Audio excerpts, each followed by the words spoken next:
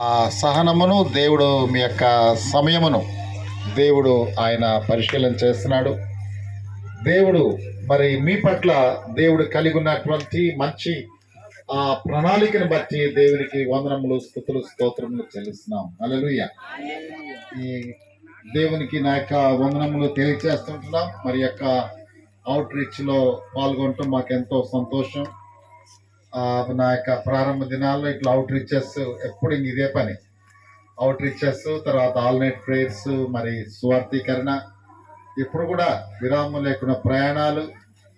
మరి మధ్యరాత్రులు ఎప్పుడో 1 గంటకి 2 గంటలకి బస్సు గురించి ఎదురు చూస్తూ ఉండేవాళ్ళం, లేక ట్రైన్ గురించి.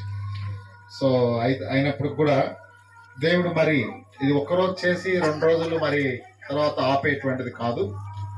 సో అందుని బట్టి ఇటువంటి మరి స్వార్థ అవుట్ రీచెస్, స్వార్థీకరణ ప్రభు సెలవిచ్చినట్లు ఇది ఒక గ్రేట్ కమిషన్, గొప్ప ఆజ్ఞ అయి ఉంటుంది. అందుని బట్టి దేవుని ఎంతగానో స్తుతిస్తూ ఉంటున్నాను. ఈ రాత్రి మరి మాస్టర్ డేవిడ్ గారికి ప్రత్యేకమైన వందనాలు తెలియచేస్తూ ఉంటున్నా.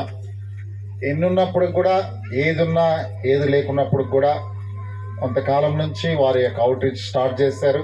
ఎవరు ఏదనుకున్నా మరి పరిస్థితులు కొద్దిగా భిన్నంగా ఉన్నప్పుడు కూడా, పరిస్థితులు అంతగా అనుకూలించకపోయినప్పుడు కూడా దేవుడే అంచెలంచెలుగా ఈ సువార్త బృందాన్ని దేవుడు ముందుకు తీసుకెళ్తూ నేను ఎంతగానో సంతోషిస్తూ ఉంటున్నాను. మాస్టర్ డేవిడ్ గారికి సహకరిస్తున్న ప్రతి ఒక్కరికి కూడా నా ప్రత్యేకమైన వందనాలు తెలియజేస్తూ ఉంటున్నాను. మరి కార్నర్స్టోన్ ఫుల్ గాస్పెల్ మినిస్ట్రీస్ ఇది డినామినేషన్ కాదు.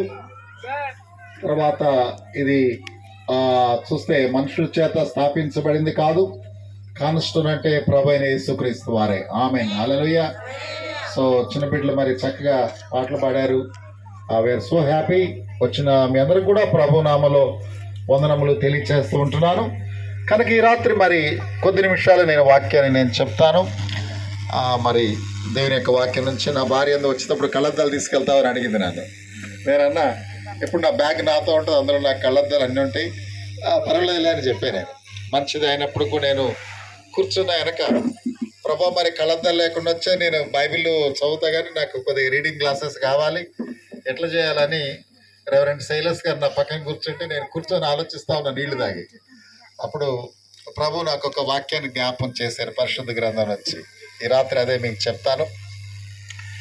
మంచిది, మరి దేవుని యొక్క వాక్యాన్ని మనం చదువుకుందాము. పరిశుద్ధ గ్రంథం నుంచి మత్తయి రాసినటువంటి సువార్త 15వ అధ్యాయము 21వ వచనం నుండి. మత్తయి సువార్త 15వ అధ్యాయము 21వ నుంచి.